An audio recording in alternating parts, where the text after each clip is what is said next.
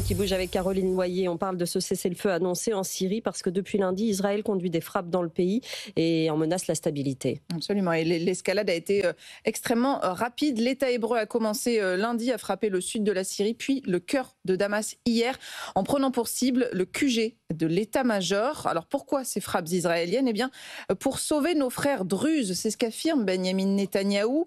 Des affrontements entre cette minorité et des tribus bédouines sunnites ont éclaté le week-end dernier dans la province sud donc de Souaïda. L'armée du régime a été déployée dans le secteur pour rétablir l'ordre et empêcher une généralisation des affrontements ethno-religieux. Mais Israël l'accuse d'exactions contre les Druzes. Et les États-Unis font pression, Caroline, pour une cessation des hostilités. Et il semble qu'il soit parvenu à un résultat. Nous avons convenu de mesures spécifiques pour mettre fin à cette situation, a déclaré Marco Rubio dans la soirée. Le secrétaire d'État américain qui se dit très préoccupé par ces frappes israéliennes et ces violences. Ce sont les autorités syriennes qui ont annoncé un cessez-le-feu dans le même temps à Souaïda, un nouveau cessez-le-feu puisque une première trêve avait été proclamée mardi. Elle était restée sans effet. Israël poursuivait ses frappes, exigeant le retrait des forces gouvernementales syriennes d'Ouest Souaïda. Damas a finalement plié.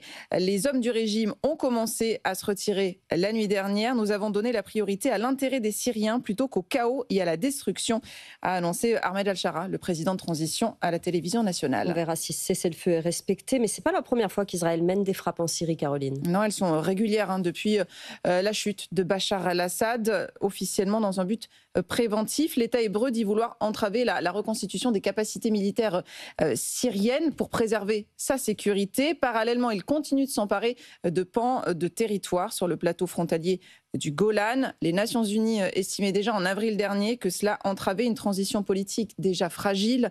L'un des plus grands défis des autorités de Damas, c'est de parvenir à contrôler les différentes factions armées dans le pays. La tâche est ardue. Les affrontements de Souaïda constituent la troisième vague majeure de violences intercommunautaires depuis le renversement du régime. Mais est-ce que c'est dans l'intérêt d'Israël de déstabiliser la Syrie? Alors de l'avis de Washington, absolument pas. L'administration américaine aimerait intégrer la Syrie aux accords d'Abraham élargi, ce qui impliquerait une normalisation avec Israël. Donald Trump a rencontré Ahmed Al-Shara à Riyad au mois de mai. Il s'agissait de la première réunion de haut niveau entre Washington et Damas depuis plusieurs décennies. Il a annoncé la levée des sanctions américaines. C'est un geste fort qui a été célébré dans tout le pays. Clairement, l'approche de Trump est aux antipodes de celle de Benyamin Netanyahou, le Premier ministre israélien qui veut se placer en position de force en cas de négociation avec Damas. Mais le risque, c'est bien de torpiller les projets de l'allié américain. Merci beaucoup Caroline Noyer pour ce point sur la situation en Syrie.